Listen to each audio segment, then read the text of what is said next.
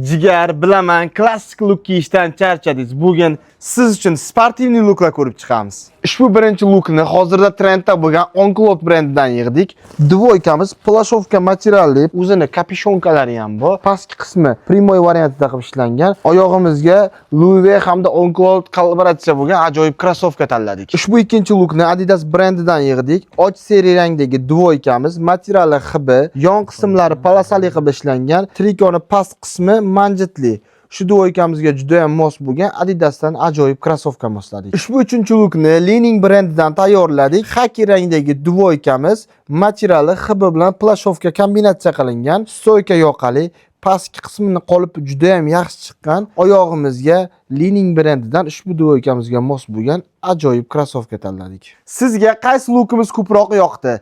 Izohlarda o'z fikringizni qoldiring va ushbu videoni sport uslubini yoqtiradigan tanishingizga jo'natib qo'ying.